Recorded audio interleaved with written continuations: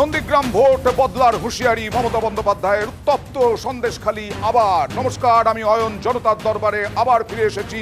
জনতাকে নিয়ে জনতা রয়েছেন আমার সঙ্গে, এছাড়াও নেতারাও রয়েছেন যাদের উদ্দেশ্যে প্রশ্ন থাকে জনতার। আজকে কারা কারা রয়েছেন পরিচয় করিয়ে দিয়ে আমার সঙ্গে রয়েছেন সিপিআইএম নেতা চন্দন চট্টোপাধ্যায়, বিজেপি মুখপাত্র রাজর্ষি লাহিড়ী, কংগ্রেস মুখপাত্র অভিষেক বন্দ্যোপাধ্যায়, তৃণমূল মুখপাত্র প্রদীপ্ত মুখোপাধ্যায়। আজকে একেবারে শুভেন্দু অধিকারীদের গড় বলা হয় যেখানে, সেখানেই সভা ছিল। হলদিয়ায় সভা ছিল, কাঁথিতে রোড শো ছিল মমতা বন্দ্যোপাধ্যায়। নন্দীগ্রামের 21 বিধানসভা ভোট নিয়ে কি আক্রমণ করলেন মমতা বন্দ্যোপাধ্যায়, হলদিয়ার জনসভা থেকে দেখুন। নন্দীগ্রামের ঘটনাটা তো আমাকে প্রতারণা করা হয়েছে, আমার রিগিং করা হয়েছে, টোটাল ভোট লুট করা হয়েছে। ইলেকশন হয়ে যাওয়ার পরেও লোডশেডিং করে দিয়ে রেজাল্ট পাল্টে দিয়েছিল। আমি এখনো জোর করে বলছি, আমি কোর্টে কেস করেছি, আমার কেস এখনো পড়ে আছে। আমি আজ না কাল এর বদলা তো নেবই। 21 বিধানসভা ভোটে নন্দীগ্রাম থেকে জেতেন শুভেন্দু অধিকারী। এ নিয়ে 24 ভোটের প্রচারে মমতা বন্দ্যোপাধ্যায়ের সুর সপ্তমে। নন্দীগ্রামের ঘটনাটা তো আমাকে প্রতারণা করা হয়েছে, আমার রিগিং করা হয়েছে, টোটাল ভোট লুট করা হয়েছে। ইলেকশন হয়ে যাওয়ার পরেও লোডশেডিং করে দিয়ে রেজাল্ট পাল্টে দিয়েছিল। আমি এখনো জোর করে বলছি, আমি কোর্টে কেস করেছি, আমার কেস এখনো পড়ে আছে। আমি আজ না কাল এর বদলা তো নেবই, কারণ ওটা কিন্তু নন্দীগ্রামের মানুষের রায় নয়। পূর্ব মেদিনীপুর জেলায় 2টি লোকসভা আসন, তমলুক ও কাঁথি। বৃহস্পতিবার তমলুক লোকসভার অন্তর্গত হলদিয়ায় সভা করেন মমতা। এই পূর্ব মেদিনীপুরে একসময় তৃণমূলের সংগঠনের দায়িত্বে ছিলেন শুভেন্দু অধিকারী। সেই শুভেন্দু এখন বিজেপি বিধায়ক, রাজ্যের বিরোধী দলনেতা। এদিন তার নাম না করে বারবার সুর চড়ান মমতা বন্দ্যোপাধ্যায়। এখানে যারা গদ্দারি করেছে তৃণমূলের সাথে, তৃণমূলের খেয়ে দিয়ে লুট করে, আমরাও জানতে পারিনি চিরকালে বিজেপি থাকবে না, চিরকাল সিবিআই কোলে রেখে দেবে না, চিরকাল ইপিআই কোলে রেখে দেবে না, চিরকাল ইনকাম ট্যাক্স কোলে রেখে দেবে না। গদ্দাররা এটাকে দখল করেছে, এই দখল থেকে মুক্ত করুন তমলুককে, মুক্ত করুন, মুক্ত করুন, মুক্ত করুন।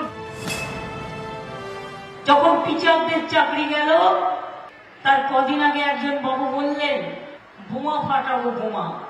আমরা ভাবলাম কোথা থেকে বোমা গুলি টুলি কিনেছে হয়তো। বোমা বলে কিনা 26,000 ছেলে মেয়ে চাকরি ছাটাই। এই 26,000 ছেলে মেয়ে মুখ খুলছে না, পাঁচে শক্তিটা বেরিয়ে পড়ে। কার কাছ থেকে কে কত নিয়েছেন তারা যদি একবার বলে দেয়, মেদিনীপুরে কিন্তু সংখ্যা সবচেয়ে বেশি। একদিন না একদিন তো বেরোবে, কিছু না, চুপচাপ আমায় বলে দেবেন। আমি আপনাদের চাকরিও যাবে না, আপনাদের কোনো ক্ষতিও হবে না, আমি ক্ষতি করতে দেবো না। বক্তাটা তো ছিল, কোন কাজটা করেছে 10 বছর? আমাদের মন্ত্রী হিসেবে যতদিন ছিল যা পেরেছে তা করে খেয়েছে, লুটে নিয়েছে। শুরু নেই আমার চেনা আছে। যখন তৃণমূল কংগ্রেস তৈরি করি, সেদিন ইলেকশনে এখানে পঞ্চায়েতে দাঁড়িয়েছিল অখিলগিরি, ওনারা নয়। গদ্দারও আমার হাত দিয়ে যেতবার আগে অনেকবার ইলেকশনে হেরেছে। মনে পড়ে লড়াইয়ের সময় ব্যাপারটা কোথায় ছিলেন? 15 দিন বাড়ির থেকে ভয়ে বেরোননি। আর আমি এখনো চ্যালেঞ্জ করে বলছি, সিপিএম এর সাথে আন্ডারস্ট্যান্ডিং করে আপনারা নন্দীগ্রামে এই গণহত্যা ঘটিয়েছিলেন। একদিন না একদিন তা প্রমাণ হবে, এবং সিপিএম এর যারা বেঁচে আছে লুকিয়ে লুকিয়ে জিজ্ঞেস করবেন, তারা সমস্ত ঘটনা বলে দেবে। আর সেদিন আমি না থাকলে নন্দীগ্রাম থাকতো না। আজকে খুব গালাগালি করেছে হলদিয়ায় আমাকে গদ্দার বাবু। কালকে উত্তর দেব সন্ধ্যা 7টায় হলদিয়ার দুর্গাচকে। এখানে কিছু বলবো না, ধরে ধরে উত্তর দেব। আপনার মুখ আর মুখোশ সবাই জানে। নিউজ 18 বাংলা। প্রদীপ্ত মুখোপাধ্যায়ের কাছে যাব। সন্ধ্যে 7টা বাজতে আর 23 ঘন্টা বাকি। কাল সন্ধ্যে 7টায় ধরে ধরে উত্তর। তৃণমূলের হাসি মুখ না টেনশন? তার আগে না আমি মুখ আর মুখোশটা দেখে ফেললাম। এইমাত্র আমার মানে ভিজুয়ালসটা যে করেছেন তাকে ধন্যবাদ। একবার মুখ দেখালো, একবার ব্যাগ দেখালো, এবং ব্যাগ থেকে দেখিয়ে বুঝিয়ে দিল মুখ আর মুখোশ কোনটা। এই শুভেন্দু অধিকারী, যে শুভেন্দু অধিকারী 19 সালে বলছে মোদি হাটাও দেশ বাঁচাও, 20 সালে বলছে মোদি হাটাও দেশ বাঁচাও, জানুয়ারি 14ই মার্চ 2016 যাকে মানে ওদের 6 নম্বর মুরলীধর দেন থেকে, যেখানে দিলীপ ঘোষের ঘর ভেঙে গেছে, এখন তো এইখানে চলে এসছে আর কি, সেইখান থেকে বলে দিচ্ছে শুভেন্দু অধিকারী চোর। আমরা বলছি চোর না, আমরা তখন বলেছি চোর না, আমরা প্রমাণ করার চেষ্টা করেছি। আজকে বলুক শুভেন্দু অধিকারী চোর কি চোর না, বলুক, তাহলে ওদের কথা বলতে হবে। বিরোধী দলনেতা বিজেপির রাজস্বী লাহিড়ী বলবেন যে চোর? হ্যাঁ, এইটাই তো প্রশ্ন, এইখানেই তো প্রশ্ন। তাহলে ওই সময় ওরা ভুল অভিযোগ করেছিল, বলুক। আচ্ছা, বলুক তাহলে ভুল অভিযোগ করেছিল। আচ্ছা, কোন দিকে যাবে এখন তোমরাও আবার শুভেন্দু অধিকারীর নামে দুর্নীতির অভিযোগ এই যে মমতা বন্দ্যোপাধ্যায় করলেন। রাজস্বী, মমতা বন্দ্যোপাধ্যায় বললেন মুক্ত করো মুক্ত করো। গণনাট্য সঙ্গের আইপিটি এর ওপেনিং সেরিমনির গান জ্যোতিরিন্দ্র মৈত্রের লেখা ছিল, এসো মুক্ত করো অন্ধকারের এই দ্বার। যাই হোক, মমতা বন্দ্যোপাধ্যায় এখন সিপিএম এর গান গাইছেন, খুব ভালো কথা।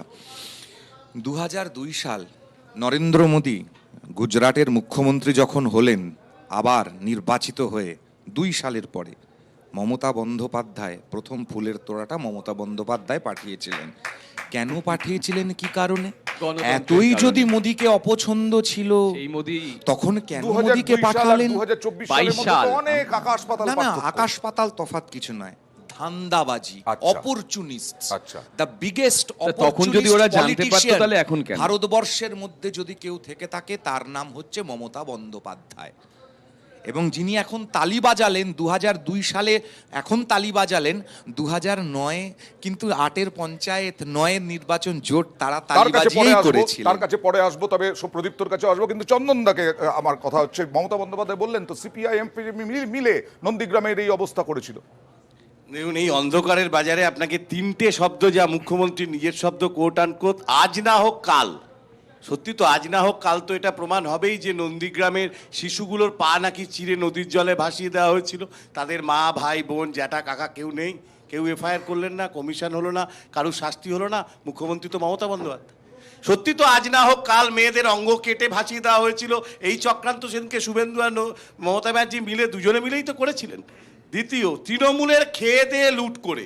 তাহলে একটা রাজ্যের মুখ্যমন্ত্রী, সর্বোচ্চ প্রধান দলের, তিনি স্বীকার করলেন তৃণমূলে খাওয়া যায়, দাওয়া যায়, লুটও করা যায়, তিনি স্বীকার করছেন। তৃতীয়, পাছে সত্যিটা বেরিয়ে পড়ে। সত্যি তো, সত্যি একদিন বেরিয়ে পড়বেই। শিশির অধিকারী 2019 থেকে 24 পর্যন্ত এমপি থাকলেন তৃণমূল কংগ্রেসের, পার্লামেন্টে আজ পর্যন্ত তৃণমূল কংগ্রেস আওয়াজ তুলল না তাকে বের করে দেওয়ার জন্য বা দলত্যাগ আইনে। দ্বিতীয়, সত্যি তো, কে কখন গদ্দার আর কে কখন গদাধর কেউ তো বলতে পারে না। অর্জুন সিংকে কি বলবেন? অর্জুন সিং সম্পর্কে মিটিং করতে গিয়ে মমতা ব্যানার্জি শুভেন্দু অধিকারী তো বলছেন আগামীকাল সন্ধ্যে 7টার সময় প্রতি পদে পদে প্রচার একেবারে করে দেবেন, বলে দেবেন সবকিছু। সকালে তৃণমূল, বিকেলে পদ্মফুল, দিনের শেষে আপনারা এপ্রিল ফুল। গল্পটা কোথায় হচ্ছে? আমরা এটা সবসময় একই কথা বলে এসেছি, সেটা হচ্ছে কাঁথির শান্তিকুঞ্জ হোক বা দক্ষিণ কলকাতার শান্তিনিকেতন, এদের ভেতর কোনো পার্থক্য নেই। তুমি বলো, আজকে যদি প্রশ্রয় বা প্ররোচনা না থাকে, কাঁথিতে একটা ঘাসের পাতা উঠতে পারে না, মানে গাছের পাতা উঠতে পারে না। কাঁথি চৌরঙ্গীর মোড়ে এখনও দাঁত বরকার একটা স্ট্রাকচার আছে, তার নাম হচ্ছে সারদা ম্যানশন। আমি বলছি না, কাঁথির ভেতর, রামনগর ব্লকের ভেতর রোজ ভ্যালি যখন লাইসেন্স পাচ্ছে, তখন Suvendu Adhikari not a Tom Dick Harry. Suvendu Adhikari এই রাজ্যের গুরুত্বপূর্ণ মন্ত্রী। 6টা জেলার উনি অবজারভার ছিলেন। সেই 6টা জেলাতে যারা যারা চাকরি পেয়েছে, ইভিন বন সহায়ক হোক বা ওই ফায়ার ব্রিগেডে কন্ট্রাকচুয়াল, তার রেফারেন্স পেজ ছাড়া হয়নি। নাও কামিং টু দ্য পয়েন্ট, যে এই যে তুমি হাততালি দিলে তাতে কটাক্ষ করলেন রাজস্বী লাহিড়ী।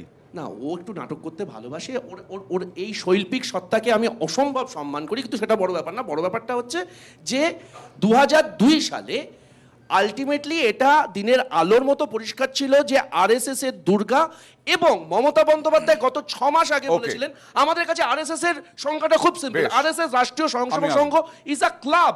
সেই ক্লাবের চেয়ারম্যান আসবার জন্য কোনো সাংবিধানিক পোস্ট নয়। আমার মুখ্যমন্ত্রীকে কেন এয়ারপোর্টে যেতে হবে? আমরা প্রশ্ন করেছিলাম যে এটা কখনো হতে পারে না। সব অভিযোগ যেহেতু তৃণমূলের দিকে, তালিবান ব্যাড তালিবান যেমন হয় না, গুড আরএসএস ব্যাড আরএসএস। তৃণমূলের জবাবটা নিয়ে আমি আসবো। কথা বলেছো, সম্পর্ক তো অনেক পুরনো কথা, 2002 সাল।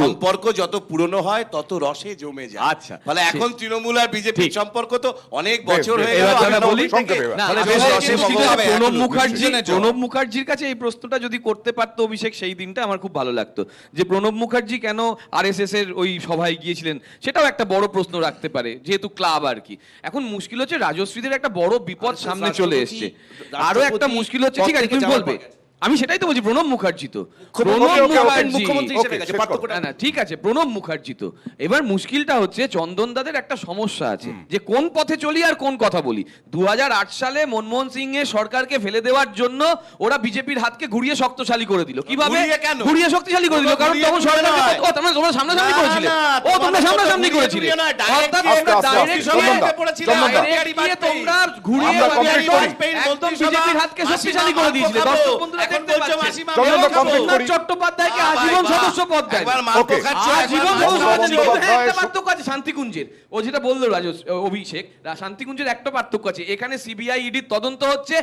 ওখানে আসন ফাঁকা রাখছে কংগ্রেসের নেতা, ওখানে আমাদের অভিষেকের পাশে দাঁড়াচ্ছে, উত্তপ্ত আর এই ভোটে অভিষেক গরম এখানে অভিষেকের বাংলায় বিরোধিতা করছে। বিভিন্ন বিষয়ে উত্তাপ। রাজস্বীর মতামত নেব নিশ্চয়ই, বিজেপির দিকে অভিযোগের আঙুল আছে, কিন্তু সন্দেশখালিও তো ফের উত্তপ্ত। সন্দেশখালি ফের উত্তপ্ত কি নিয়ে দেখতে গেলে থাকতে হবে একটা ছোট্ট ব্রেক। জনতার দরবারে ফিরে আসছি।